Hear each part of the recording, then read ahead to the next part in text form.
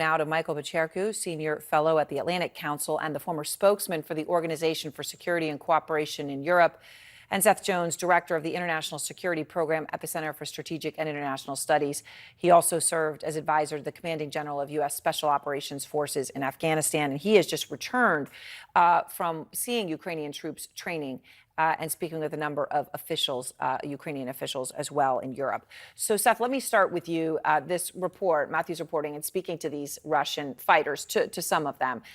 They're staging attacks inside Russia. They're supporting Ukraine. They say their goal is the complete liberation of Russia. Let's be honest here. The truth is we don't know a lot about these groups. Some of the fighters may be quite extreme. We simply don't know a lot about them at this point. We also don't know if Ukraine is working with them directly. But what are you learning from Ukrainian officials, Seth? Well, Erin, I'm learning a couple of things from Ukrainian officials. One is that what they're trying not to do is to conduct attacks targeting Russian civilians. They saw the mistakes that the Chechens made with the Beslan attack against a school, with subway attacks in Moscow. So they're trying to stay away from those kinds of activities. The primary focus, I mean, there is a little bit of the sabotage going on, as we've seen tonight. For sure. But most of the activity we're seeing is targeting weapons depots, railheads, fuel depots that really are going to impact Russia's ability to fight a war. That's where most of the Ukrainian attacks and sabotage operations are directed. And Michael, and the significance of what's happening in Belgorod, that these attacks are happening in Belgorod, is very important. When you think about the beginning of the war, Fred Pleitgen was standing there when there were the roll of tanks coming in. They came from Belarus. They came from Belgorod, right? Belgorod has been the heart of the Russian invasion, and now you're seeing attacks there. Yeah, and as you correctly pointed out, we're still putting the pieces together. But if this is something legitimate, a resistance movement, and it starts to happen in different places in Russia, this could represent a tipping point for Mr. Putin. Secondly, this could very well be part of the Ukrainian strategy of the kind of shock and awe counteroffensive, but in a very subtle way. It would be brilliant on the part of Ukrainians if they did have something to do with this, because it's a distraction for the Kremlin, but it's also happening at a time where Russian resources are very thinly stretched. Right. I mean, you've got a 600 miles here on the front line, at least, Seth, and when you talk about thinly stretched. You saw the Ukrainian troops training. I know you've just returned from Europe and seeing some of that. What did you learn?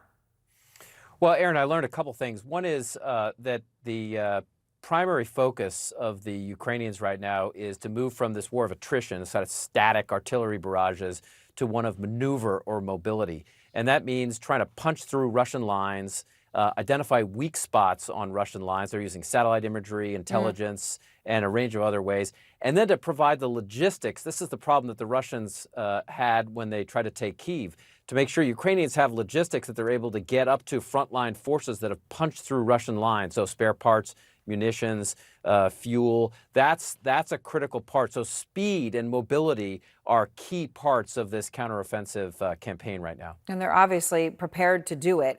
So let me ask you, Michael, Putin is in the same time cracking down on soldiers deserting.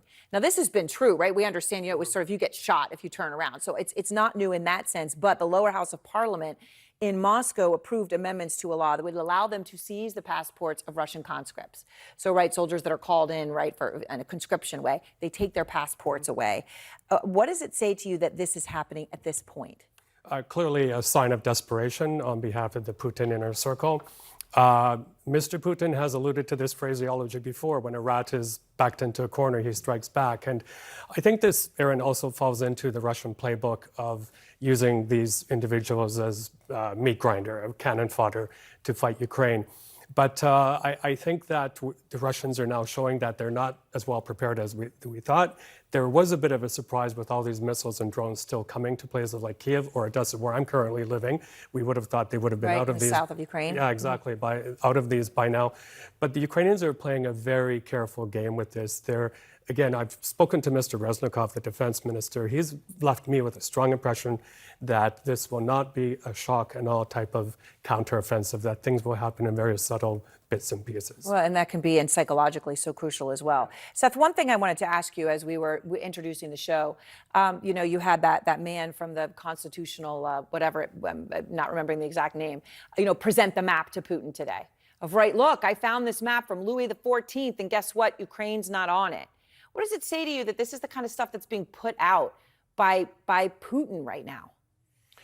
Well, Erin, I had several senior European leaders that are border states of Russia say very explicitly that they do not expect in any way, shape, or form the Russians to let up now or in the foreseeable future. They consider Ukraine part of Russian territory, and they're not going to stop. So I think what this tells me very specifically is both from an information operations or a disinformation operations perspective, and I think many believe this, certainly Putin, that Ukraine is part of Russian territory. They think of this in the imperial Russian state perspective. And I would just say, as people try to think about whether this is going to end by a peace settlement, I don't think that's the way the Russians look at this. Yeah, no, and I remember that treatise that was handed out to all the troops in the summer of 2021 by Putin, the Screed, that included why Ukraine is part of Russia.